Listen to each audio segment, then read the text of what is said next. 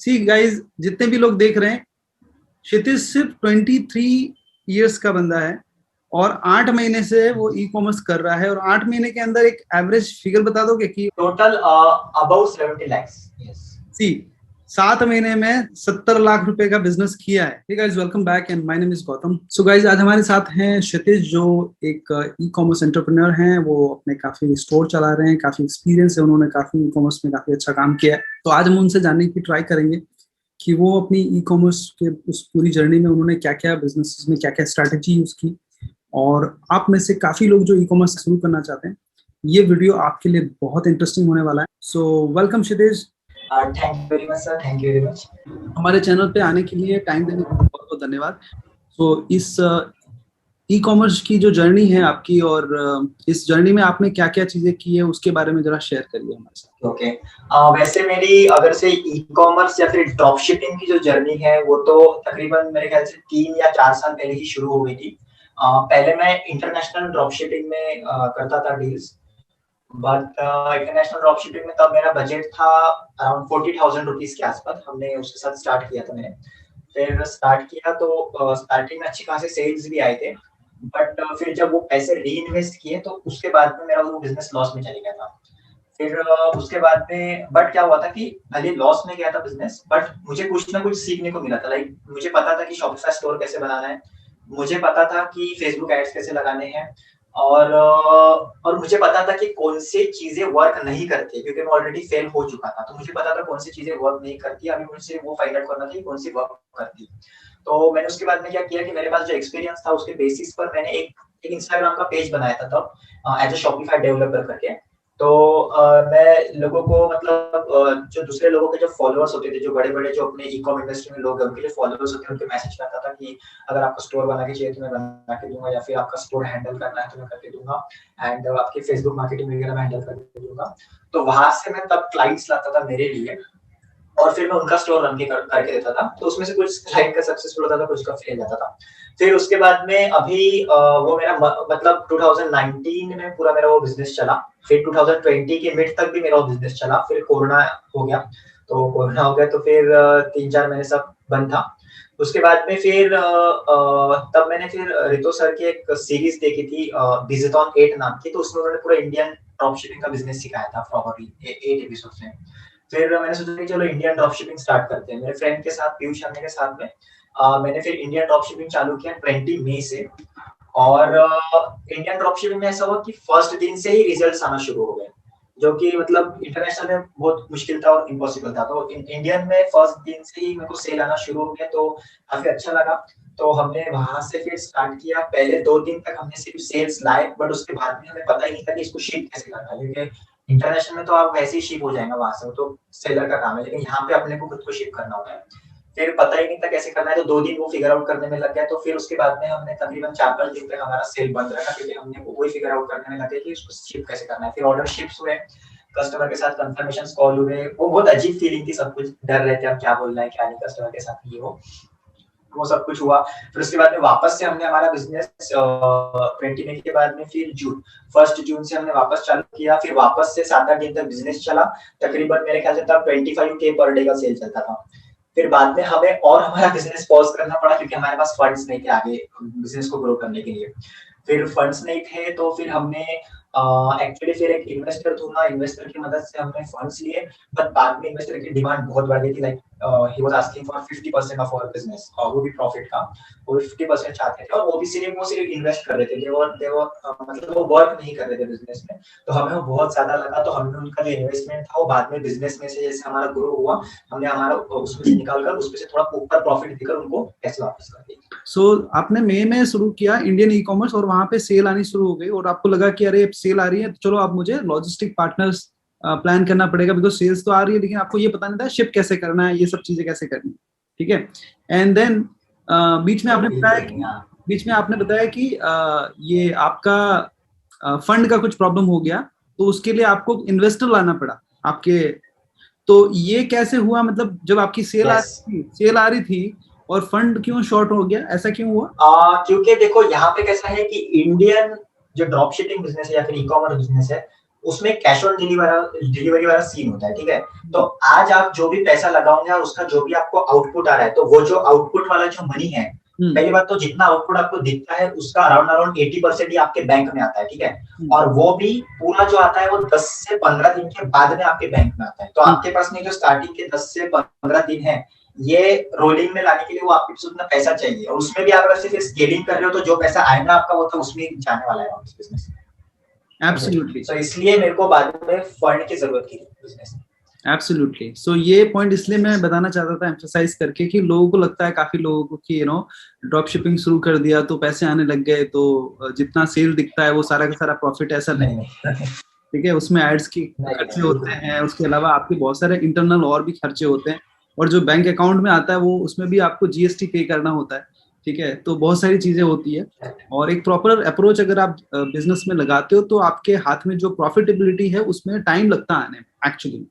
सो इसीलिए, इसी वजह से शायद आपको लगा होगा कि अब मुझे ये फंड की शॉर्टेज है और मुझे कहीं ना कहीं से फंड अरेंज करना पड़ेगा, इसीलिए फिर आपने इन्वेस्टर शायद इन्वॉल्व किया। सो ये इन्वेस्टर जब आपने लिया, मतलब एक तो ठीक है आपके कांटेक्ट होंगे तो आपने ले लिया, नॉर्मली इन्वेस्टर इजीली नहीं मिलता है। अगर जितने लोग अगर आज ड्रॉप शिपिंग करना चाहते हैं या ई कॉमर्स बिल्ड करना चाहते हैं, वो अगर ये सोच रहे होंगे कि अगर इन्वेस्टर मिल जाए, हम उसके पैसे से स्टोर स्टार्ट करेंगे, इतना इजी भी नहीं होता। मतलब आपको पहले प्रूव करना पड़ेगा कि भाई आपके स्टोर पे बिजनेस आ रहा है, आप प्रॉफिटेबल हो, तब कोई पैसा लगाएगा, अदरवाइज कोई पैसा नहीं लगाएगा। ठीक है, तो उसके बाद जैसे आपने इन्वेस्टर का पैसा ले लिया और वो आपसे 50% मांग कर रहे थे कि भाई आपका प्रॉफिट का मुझे 50% शेयर करो, राइट। जबकि वो तो साइलेंट पार्टनर थे, दे वर नॉट डूइंग एनीथिंग, वो तो सिर्फ एक पैसा दे करके साइलेंट बैठे हुए थे, राइट। तो ऑब्वियसली आपके लिए वो चैलेंज होगा कि यार इतना प्रॉफिट उनको कैसे शेयर करना है, राइट। सही, क्योंकि क्या था ना कि इन्वेस्टर तो था ही उधर, फिर इधर मैं और मेरा पार्टनर भी था, तो हमको 25-25 मिलता था।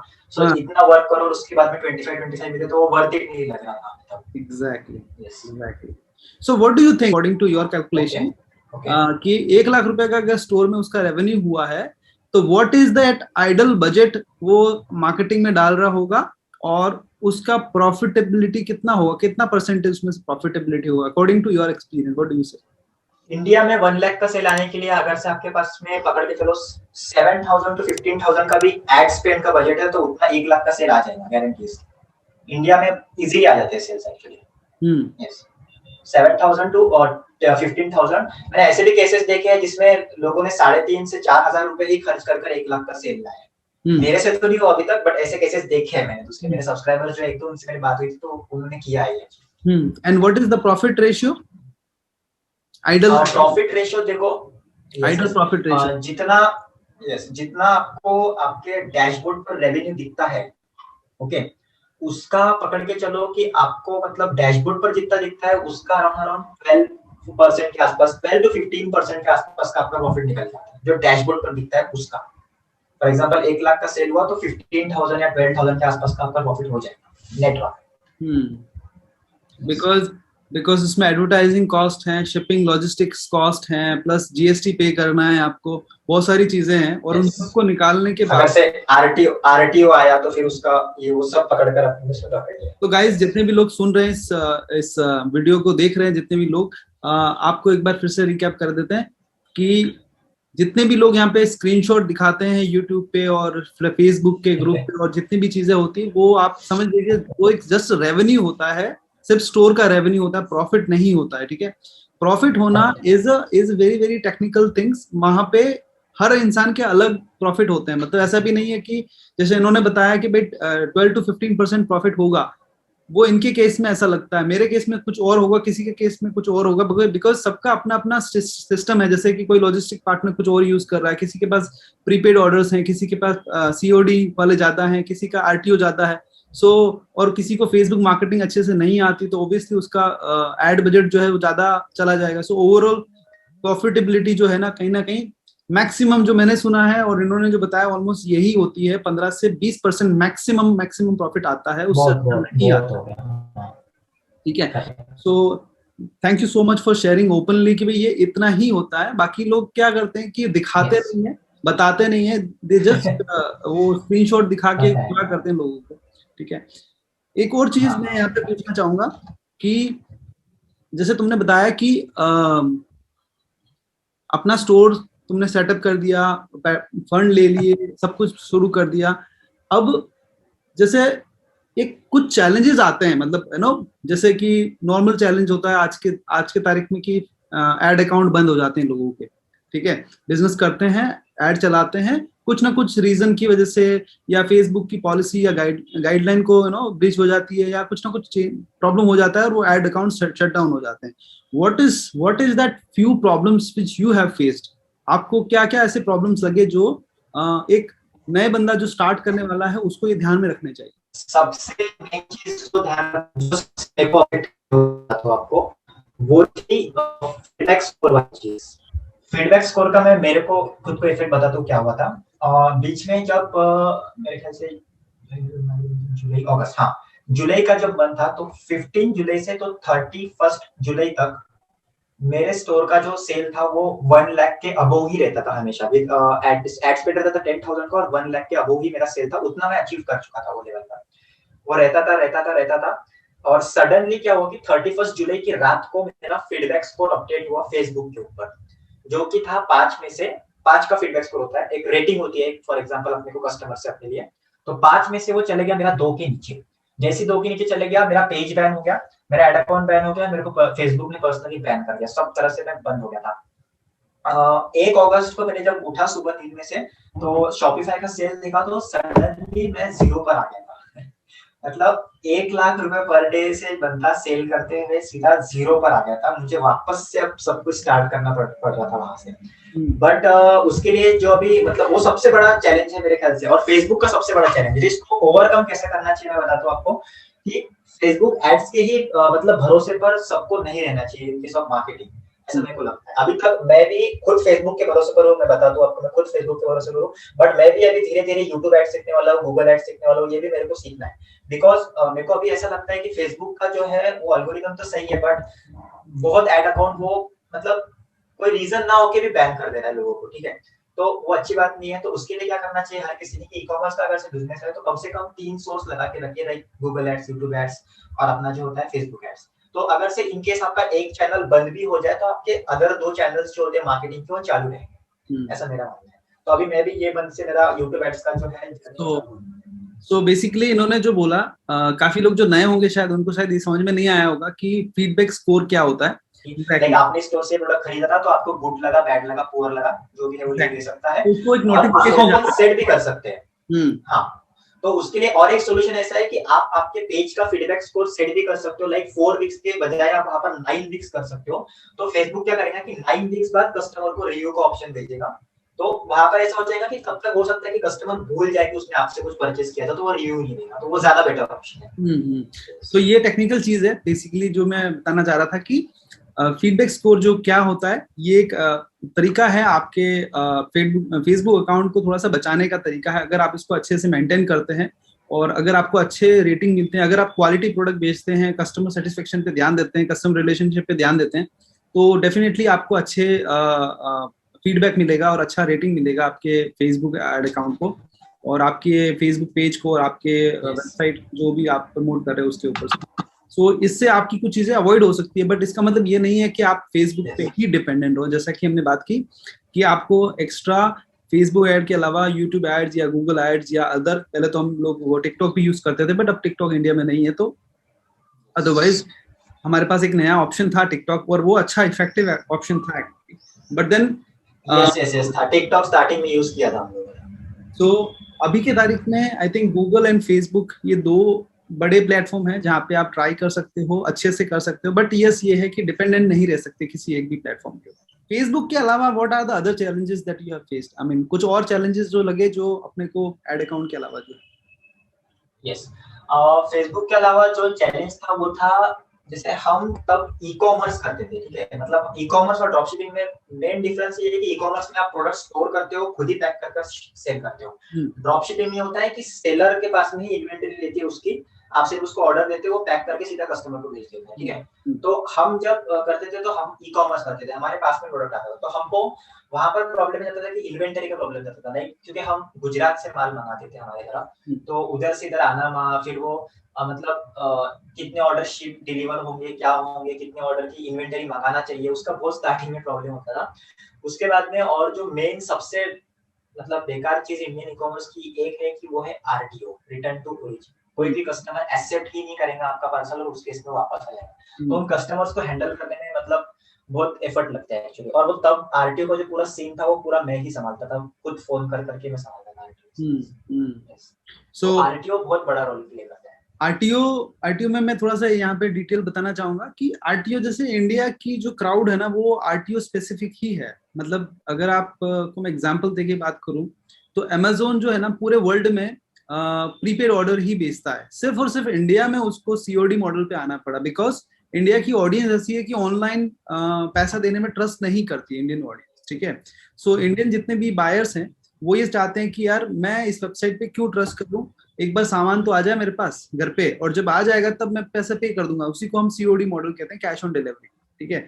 सो कैश ऑन डिलीवरी में क्या होता है कि हमारा तो कॉस्ट लग जाता है, मतलब हमारी लॉजिस्टिक कुरियर कॉस्ट लग जाती है जब हम किसी भी ऑर्डर को फुलफिल करते हैं। तो यहाँ से सामान चला जाता है एंड कस्टमर के पास जब जाता है तो कस्टमर के पास एक ऑप्शन रहता है कि भाई या तो वो डिलीवरी एक्सेप्ट करे और या फिर वो बोल दे कि भाई मुझे मुझे नहीं चाहिए, ठीक है। दो एक ऑप्शन होते हैं, तो ये दो ऑप्शन में से कोई ना कोई, ज्यादातर इंडिया में ये होता है कि 60 to 70% ये होता है कि वो डिलीवरी लेता ही नहीं है, मतलब कस्टमर, और वो सीधा ना बोलता, बिना प्रोडक्ट को एक्सेप्ट किए ना बोल देता है। सो वहां पे ज्यादा से ज्यादा लोग जितने भी ई कॉमर्स फील्ड में है, इंडियन ड्रॉप शिपिंग में है, वो लोगों का जो रेवेन्यू है, प्रॉफिट जो है वहां पे किल हो जाता है। सो ये सबसे बड़ी प्रॉब्लम है। इसी वजह से आई थिंक जो प्रॉफिटेबिलिटी है वो डिक्रीज हो जाती है और ओवरऑल इंसान लॉस करने लग जाता है। अगर वो ध्यान ना दे अपने सीओडी पे या आरटीओ पे ध्यान ना दे तो वो कहीं ना कहीं लॉस करने लग जाए। गारंटीड, अगर से ई कॉमर्स वाला बंदा कंफर्मेशंस नहीं करेगा कैश ऑन डिलीवरी ऑर्डर के और आरटीओ के अगर से फॉलोअप्स नहीं रहेगा कस्टमर के साथ में, तो उसका बिजनेस गारंटीड लॉस में जाना है 101%। उसको लेना ही पड़ेगा।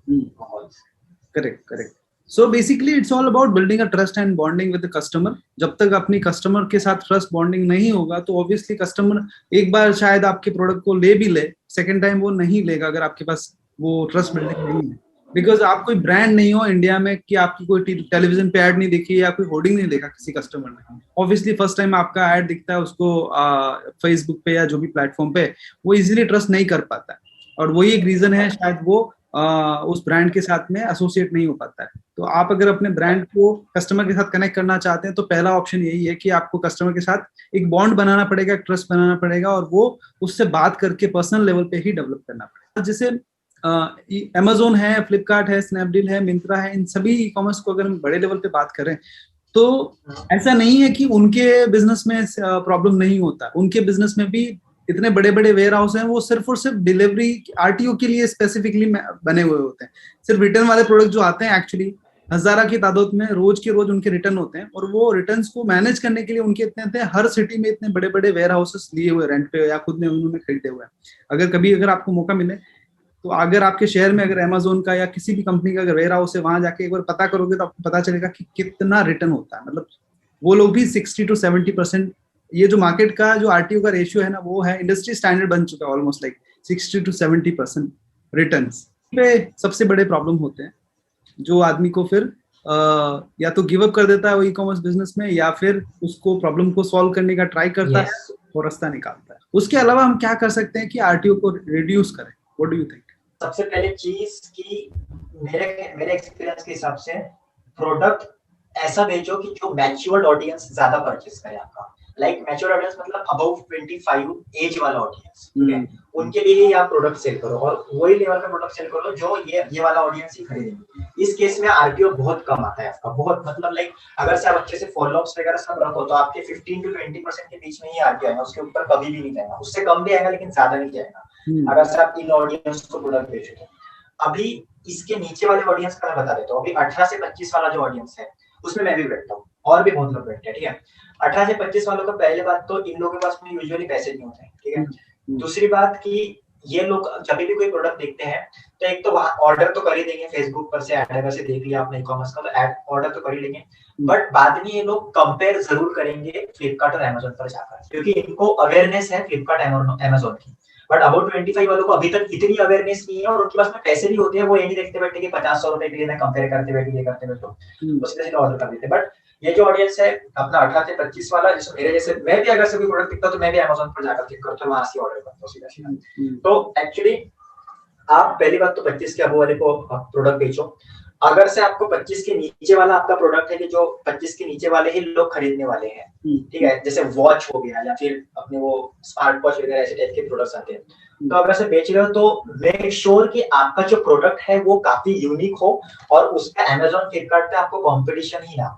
अगर से उसका अमेजोन फ्लिपकार्ट पर, क्योंकि यूजुअली ई कॉमर्स में जब भी अपन प्रोडक्ट बेचते हैं, अपन अगर से 500 में बेच रहे हैं तो वही प्रोडक्ट अमेजोन 300-200 में बेचेगा, ये गारंटी देता हूँ, ठीक है। तो इसलिए अगर से आप वो 25 के एज वाले अबो के ऑडियंस के अगर से आप प्रोडक्ट कोई बेच रहे हो तो मेक श्योर कि वो आपका प्रोडक्ट बहुत ज्यादा यूनिक हो और वो अमेजोन फ्लिपकार्ट पर बिल्कुल भी सेल नहीं करता, आपके अलावा दूसरा कोई भी सेल नहीं करता, तभी कितना जाकर आप उस प्रॉफिटेबल रह सकते हो, आपका आरटीओ कम है, नहीं तो कोई चांसेस नहीं। Absolutely. According to my student community and my experience, what I have seen कि जितने भी प्रोडक्ट हम लोगों ने बेचे हैं, मैंने खुद ने स्पेशली बहुत सारे मेरे अपने खुद के मल्टीपल स्टोर्स हैं, मैंने इंडिया में और आउट ऑफ इंडिया भी मैंने स्टोर किए।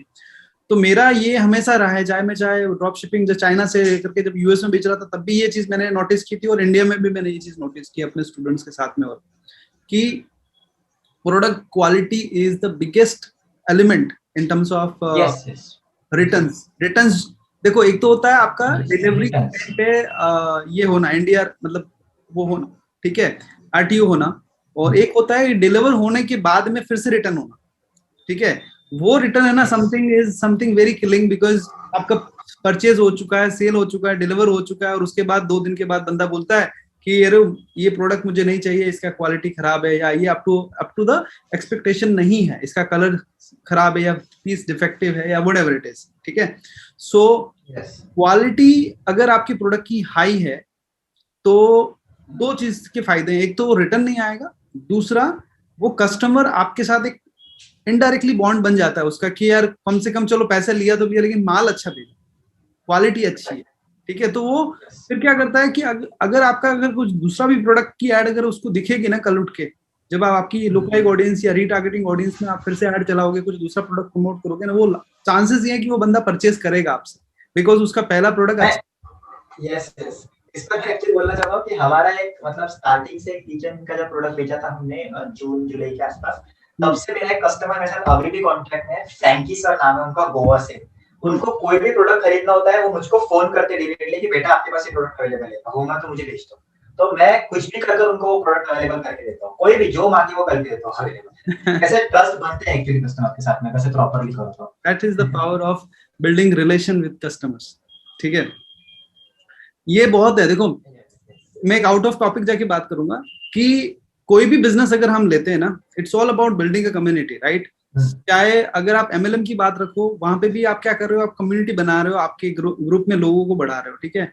चाहे आप रिटेल बिजनेस कर रहे हो तो वहां पे भी आप जो भी मान लो आपकी शॉप है, तो आपके पास शॉप पे जो कस्टमर लेने आते हैं वो आजू बाजू के सोसाइटी के ही लोग लेने आते हैं, so it's a community, right. और अगर चाहे आप ऑनलाइन बिजनेस कर रहे हो या एफिलिएट मार्केटिंग कर रहे हो या एनी बिजनेस आप कर रहे हो, आपके पास आप ईमेल लिस्ट बना रहे हो या आप जो भी कर रहे हो, बेसिकली आप आपकी कम्युनिटी बिल्ड कर रहे हो, चाहे वो फेसबुक ग्रुप हो या जो। सो कम्युनिटी बिल्ड करना बहुत इंपॉर्टेंट है, चाहे कोई भी बिजनेस में हो।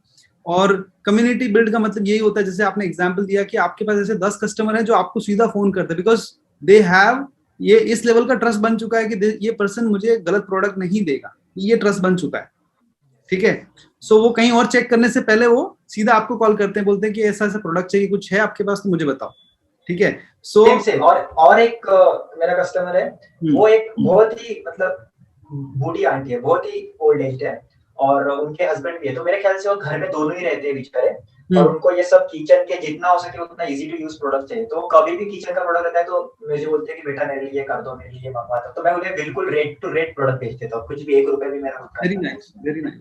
एंड दैट्स ह्यूमैनिटी कि आप किसी को हेल्प कर दो, इट्स फाइन। आई मीन 1-2 लोगों के साथ अगर आपने कस्टमर के साथ में रिलेशन बिल्ड किया और उनके साथ अगर पैसा नहीं भी कमाया we will get lot of blessings basically, ठीक है। और हेल्प करना चाहिए लोगों को, मतलब if you are genuine with your customer, customer also understand you. अभी तक की आपकी जो जर्नी है, मतलब व्हाट डू यू थिंक, कितना टाइम हो गया आपको इसके अंदर? मई मंथ से तो अभी तक पकड़ के चलो कितना, 7 8 8 9 महीने, 8 9 महीने हुआ। सी आपकी एज पूछ सकता हूँ? एज पूछ सकता हूँ आपकी एज? मेरी एज 23 है।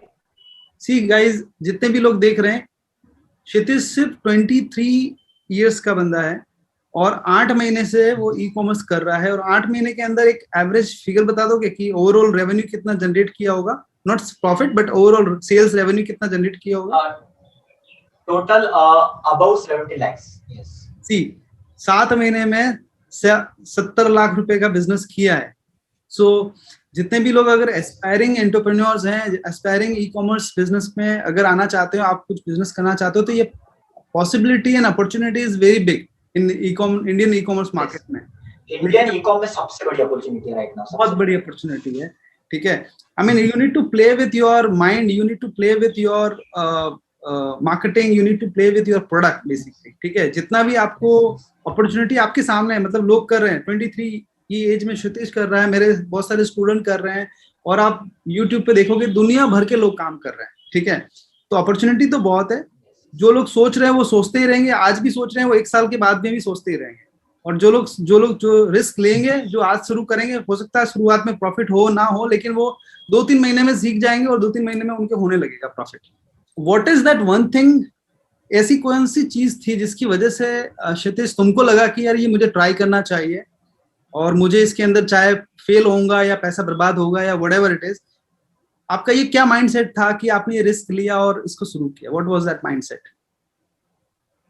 टू बी ऑनेस्ट सर, ये बिजनेस का जो इंडियन ई-कॉम का जो प्लान था वो मेरे पार्टनर का था, पीयूष हरने का। उसने वो रितो सर का सीरीज देखा था विजिट ऑन इट, फिर उसकी वजह से मैंने भी देखा था।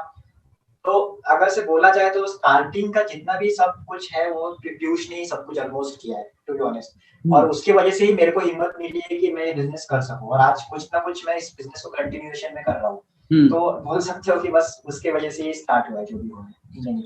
तो यू आर एक्चुअली अपना ग्रेटिफिकेशन दिखा रहे हो अपने पार्टनर के लिए कि भाई उसकी वजह से मैं इस बिजनेस में हूँ, which is very good. And ये बात सीखने वाली है कि चाहे कहीं से भी सीखो, कहीं से भी कुछ करो, हमेशा ये रखना चाहिए आदमी को कि यार अपना किसी के लिए थैंकफुल होना में कोई आदमी छोटा नहीं हो जाता, ठीक है। और मैं तो कहता हूँ कि आपको हमेशा अप्रिशिएट करना चाहिए, चाहे वो जो भी हेल्प हो या जो भी लेवल का एफर्ट किसी ने किया आपकी लाइफ में, तो वो एक थैंकफुल होना ही चाहिए आपको। टू बी ऑनेस्ट वो ही नहीं, ठीक है, ये बिजनेस का ही छोड़ दो, बट पीयूष लाइक हम पॉलिटेक्निक से साथ में, लाइक पकड़ के चलो हमको 5-6 साल साथ में है हम लोग। तो मेरा 6 साल से जब से मैं उसके कांटेक्ट में आया हूँ तब से ही मेरा जो पूरा माइंडसेट है वो एंटरप्रेन्योर वाला हो चुका है, क्योंकि उसका पहले से था।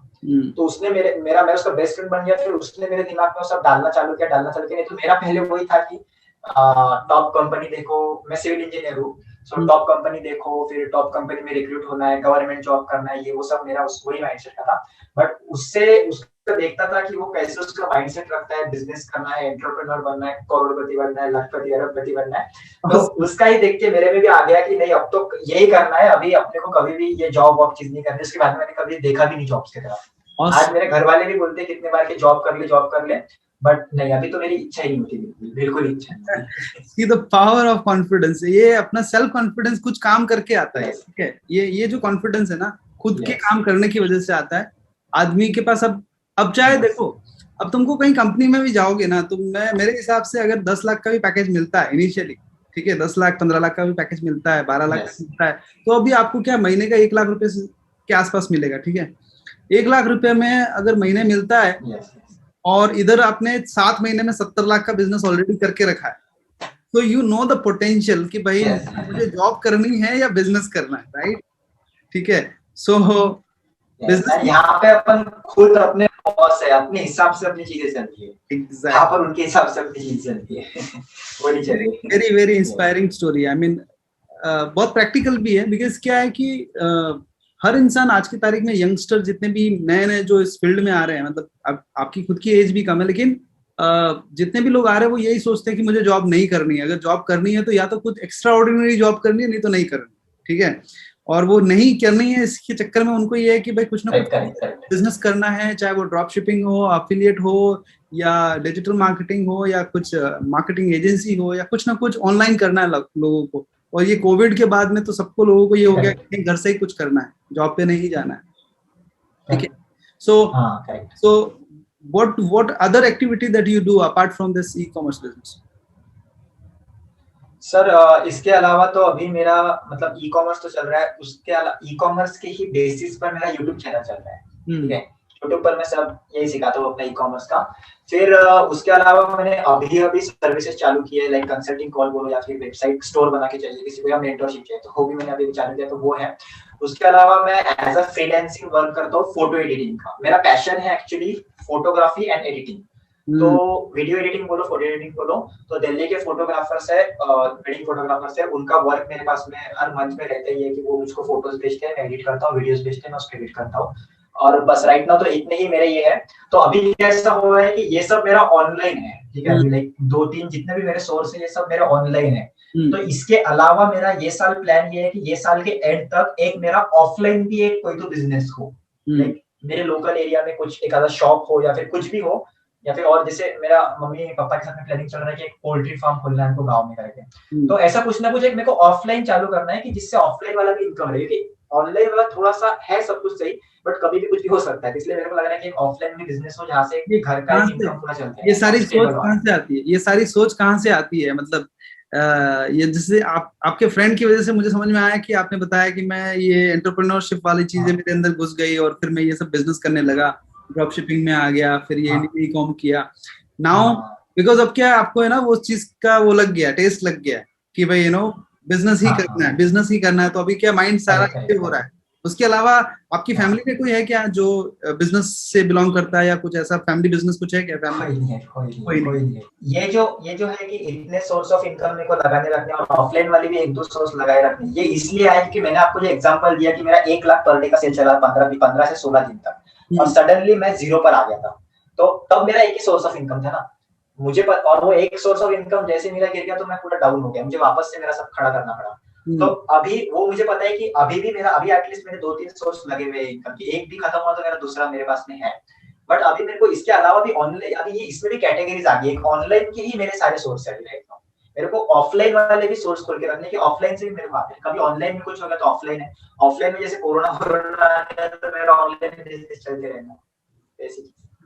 एक टेक्निकल चीज पूछूंगा यहाँ पे कि आपने बताया कि आपके फेसबुक ऐड से आपको फेसबुक ने आपके एड अकाउंट भी बैन कर दिया था और आपको एज ए पर्सनली भी बैन कर दिया था फेसबुक ने। यस ठीक है। सो उस टाइम पे आपकी क्या थॉट प्रोसेस थी? बिकॉज कुछ भी करोगे फेसबुक कुछ भी करने नहीं दे रहा होगा एक्चुअली में, ठीक है। जब भी आप करने दे रहा होता, उस समय क्या थॉट प्रोसेस थी? बिकॉज एक तरफ आपका इन्वेस्टर का पैसा लिया हुआ है, एक तरफ आपका बिजनेस चल रहा था, एकदम से जीरो पे आ गया। What was that pain and thought process उस मोमेंट पे? सही बताओ, वो दिन इतना बेकार था। हम हमारे रूम फ्लैट में थे, हम सारे चारों दोस्त हम फ्लैट में थे। इतना बेकार था वो दिन कि उस दिन वो हुआ तो हम घूमने, बस ऐसे ही प्लान हो गया था हमारा कि अब दिमाग खराब हो गया, अपन कुछ भी नहीं कर सकते, बस गोवा चलते हैं घूमने। गोवा घूमने का प्लान किया तो गोवा के स्टेट बॉर्डर्स जो थे वो क्लोज हो चुके थे कोरोना की वजह से, वो भी प्लान कैंसिल। हमने बहुत ट्राई किया फ्लाइट का, इसका कुछ भी पॉसिबल नहीं था, वो भी प्लान कैंसिल। फिर ऐसे ही हम गाड़ी से निकल गए थोड़ा चिल मारने के लिए, चलो सिटी के बाहर जाते हैं। सिटी के बाहर गए, गाड़ी का पेट्रोल खत्म, एक जगह पर बैठ गए, पूरा दिमाग का दही होकर रखा। और दिन मेरा सबसे बैड दिन था आज तक का मेरे लाइफ का, ऐसे बोल सकते हो वाला दिन। फिर उसके बाद में सोचा कि नहीं यार, अभी बिजनेस तो ठप हो गया है, बट वापस तो खड़ा करना ही पड़ेगा, क्योंकि अपने पास ऑप्शन नहीं है, अपने को जॉब नहीं करना है और अपने को चालू तो करना है। फिर वो थोड़ा सा उसमें से बाहर निकल गए, थोड़े से स्ट्रेस वेस में से चिल मार लिए, फिर वो उसमें से निकल गए। फिर फेसबुक को रिव्यू रिक्वेस्ट डालना शुरू किया। तो एक्चुअली पीयूष और मैं दोनों हम हमारे एड अकाउंट में थे बिजनेस मैनेजर में। तो पीयूष का तो कभी भी अभी तक भी उसका एड अकाउंट मतलब वापस नहीं मिला है उसको, टू बी ऑनेस्ट। और मेरे को मिल गया, मेरे को पता नहीं मेरे को फेसबुक ने पर्सनली बैन से कैसे हटा देगा, बट मेरे को भी अप्रोक्सीमेटली 1 महीने के आसपास बाद मेरे को उसने हटाया वहां से। बट मेरा भी अभी अकाउंट मेरे को वापस दे दिया। बट तब जब हमारा बंद हुआ था उसके 2-3 दिन बाद हमने ऐसा किया था कि हमारे साथ में जो बंदा था साथ में काम करने वाला, उसके लिए हमने एक लैपटॉप ऑर्डर कर दिया था, और उसके लैपटॉप में उसकी प्रोफाइल आईडी से एक नया स्टोर हमने चालू किया। तो उस पर से हमने वहां से हमारा बिजनेस वापस स्टार्ट किया। उसमें फिर पीयूष और मैं कभी भी मतलब फेसबुक प्रोफाइल हमारा उसमें कभी भी डाला नहीं, वो उसकी प्रोफाइल से मतलब फेसबुक को दिखाया नहीं कि हम इस बिजनेस में इन्वॉल्व है करके कोई भी तरीके से।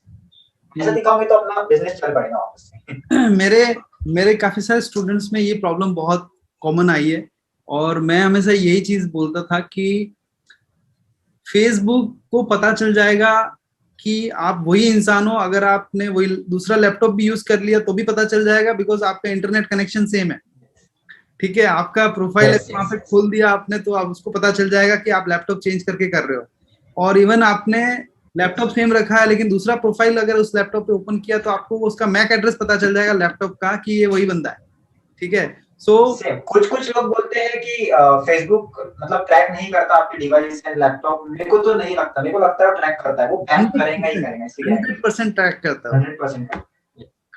बिकॉज वो बेसिक हमने वही किया कि हमने नया लैपटॉप ले लिया, वही पर्सन के फेसबुक की प्रोफाइल, उस पर से पेज बनाया एक अपना ई कॉमर्स के लिए, उस पर से ही स्टोर बनाया, और उस पर से सब हमने उस पर हमारा कुछ भी रोल नहीं दिखाया उसके बाद।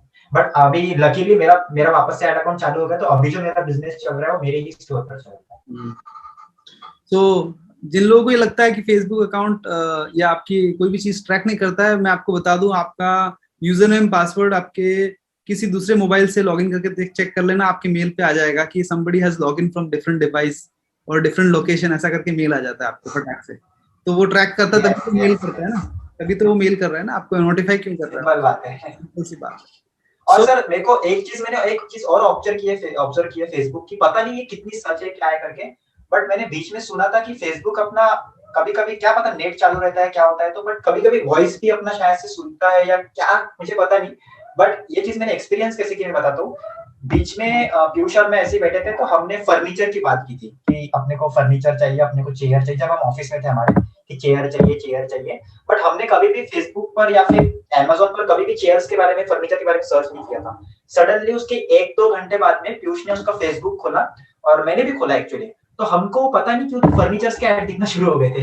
मतलब पता नहीं मुझे ये क्या हो रहा है करके, बट दिखना शुरू हो गए थे। आपको नॉलेज है कैसे इसके बारे में कि ये मतलब हो रहा है क्या नहीं होता है?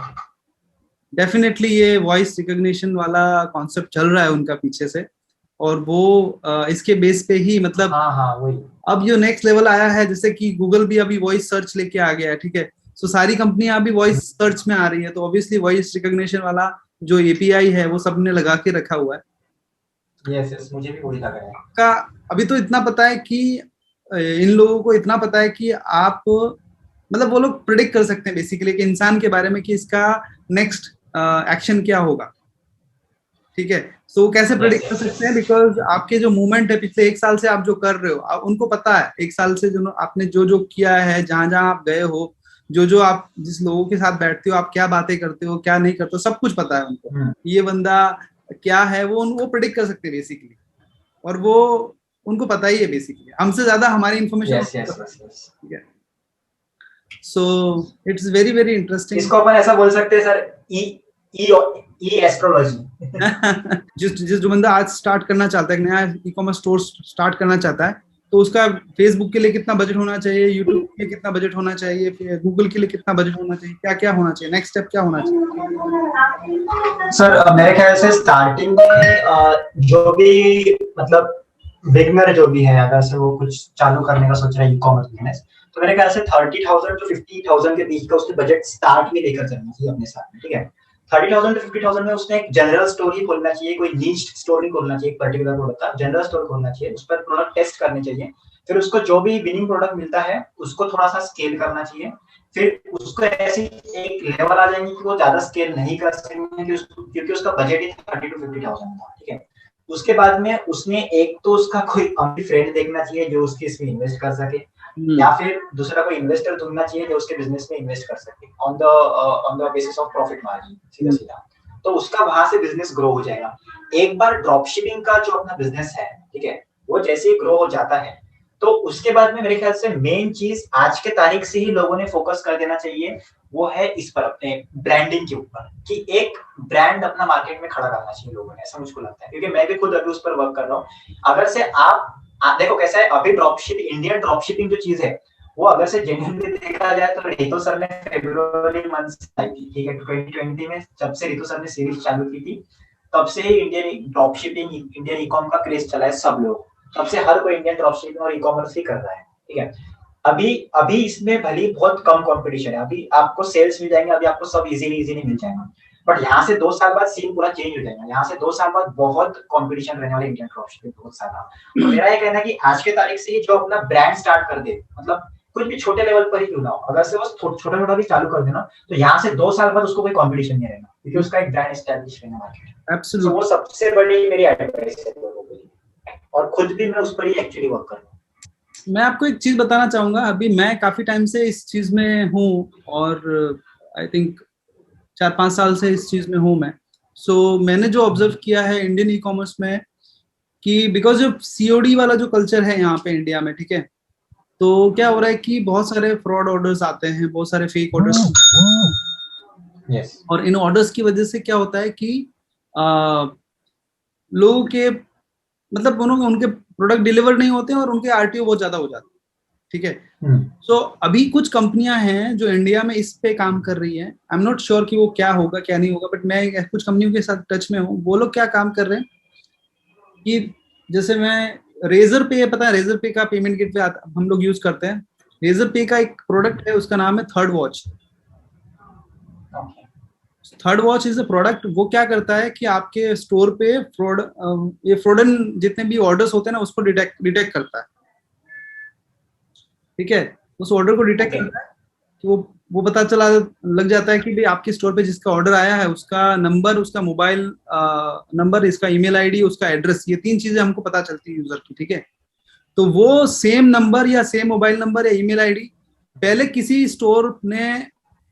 स्टोर पे उसने डाला है, कोई ऑर्डर दिया है, कोई हिस्ट्री है क्या, वो ये चेक करता है। क्योंकि वो जो थर्ड वॉच जो है ना, उसके पास ऑलरेडी इंडिया में बहुत सारे स्टोर वो प्रोडक्ट यूज कर रहे हैं, उनको पता होता है, उनका एक सेंट्रलाइज डेटा होता है, उसमें वो चेक कर लेता है कि भाई ये बंदा बिहार से कोई किसी का ऑर्डर आया, तो ये बिहार वाला ऑर्डर या ये जम्मू कश्मीर वाला ऑर्डर जो है वो जेन्यून है या नहीं। तो आपके स्टोर को पता चल जाता है कि इस ऑर्डर को मुझे प्रोसेस करना है या नहीं करना। ओके ओके ओके, ठीक है, अच्छी बात है। तो मतलब वहां पे वो अलर्ट दिखा देता है कि भाई it is 90% is a fake order.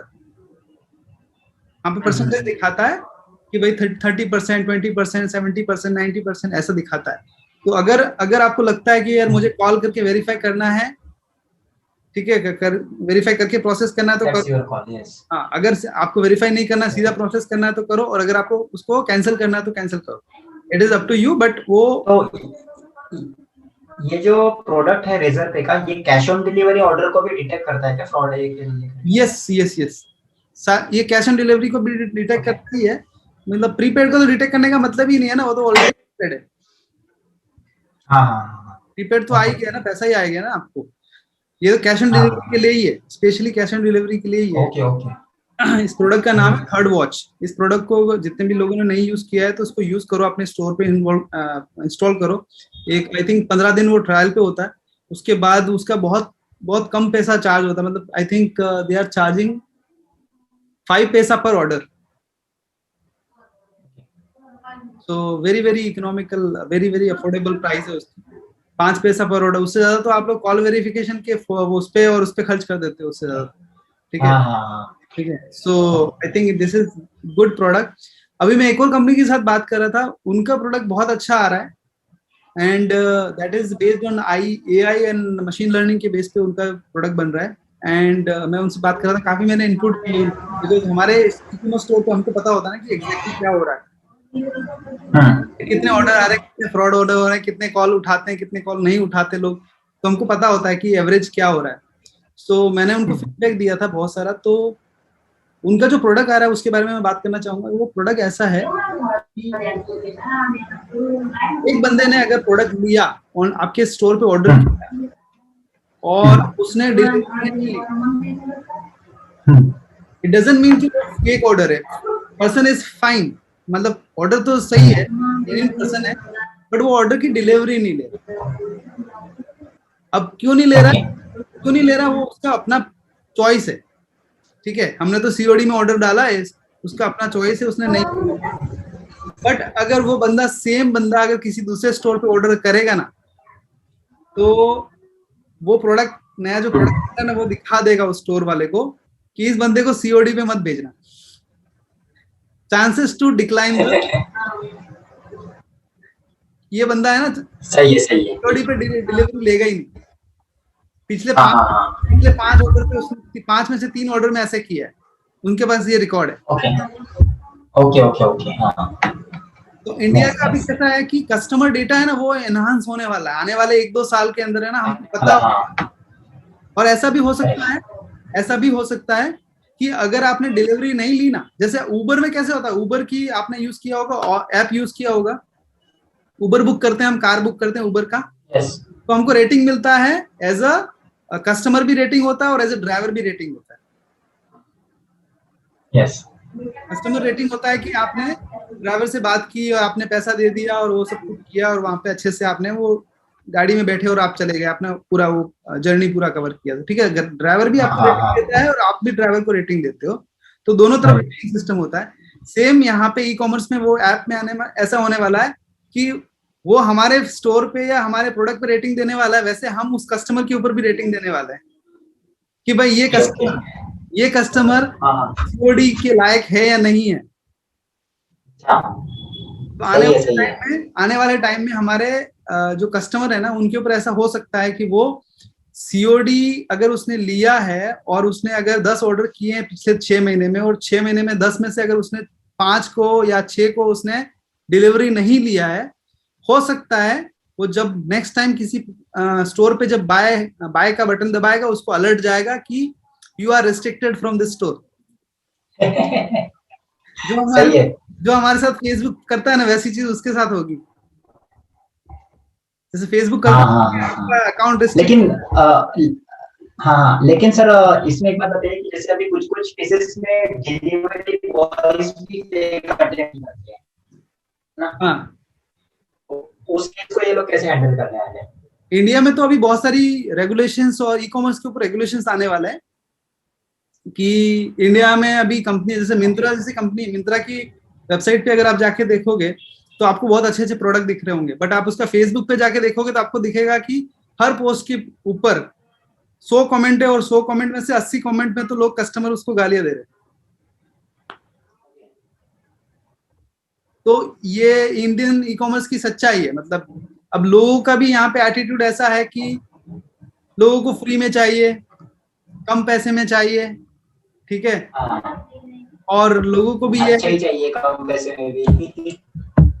और लोगों को, जैसे यूएस में कैसा है कि आप ऑर्डर करते हो, अगर आपको पसंद नहीं आया तो आप चार्ज बैक करते हो, मतलब उनके पेपाल अकाउंट में या स्ट्राइप अकाउंट में एक स्ट्राइक जैसा हो जाता है, ठीक है। वो स्ट्राइक अगर सीरियस, मतलब अगर आपने उसको कस्टमर को रिस्पॉन्ड नहीं किया टाइम से और ये नहीं किया, तो पेपाल आपका पैसा होल्ड कर देगा, उस कस्टमर को वहां से दे देगा, आप कुछ नहीं कर सकते, मतलब आपका प्रोडक्ट भी गया, आपका पैसा भी गया, ठीक है। तो नॉर्मली क्या करते हैं यूएस में कि हम बोल देते हैं कस्टमर को कि भाई तुम प्रोडक्ट रखो, हम तुम्हारा रिफंड कर देते हैं, नॉर्मली रिफंड हो जाता है, क्योंकि उनका वो चाहते हैं कि वो पेपाल अकाउंट पे या स्ट्राइप अकाउंट पे स्ट्राइक ना आ जाए, उसके लिए वो लोग रिफंड दे देते हैं। अगर वहां पे स्ट्राइक आ गया और आपके पेपाल में उसमें अगर मानो $10,000 पड़े वो, तो $10,000 पूरे फंस जाएंगे। तो सेम चीज इंडिया में भी होने वाली है, पर लेकिन बोथ द साइड होने वाली, customer can not also play और e commerce company can not play, दोनों साइड थोड़ा बैलेंस होने वाला है। तो ई कॉमर्स रेगुलेशंस आने वाले हैं अभी थोड़े टाइम में, मतलब पता नहीं, कोई डेट कंफर्म नहीं है, बट इस पे काम चल रहा है, तो हमें भी होपफुली 1 आध साल में ऐसा कुछ हो जाए। So this is from my side, जितना मुझे समझ में आया है।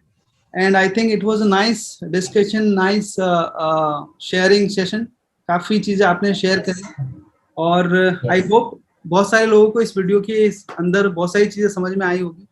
और मैं फिर से एक बार बोलूंगा कि जितने भी लोग क्षितिज ने काफी चीजें उनके यूट्यूब चैनल पे शेयर की हैं ई कॉमर्स रिलेटेड, उन्होंने बहुत सारी चीजें सिखाई हैं। जितने लोग नए हैं मैं तो चाहूंगा कि आप लोग इनके चैनल पे जाओ और इनके वीडियोस को वॉच करो और बहुत सारी चीजें सीखो इनसे। और और भी कोई सवाल है तो इस वीडियो के कमेंट में आप लिख सकते हैं, क्षितिज और मैं ट्राई करेंगे रिप्लाई करने का। सो क्षितिज, थैंक यू सो मच। मैं भेजा सर, मैं भेजा।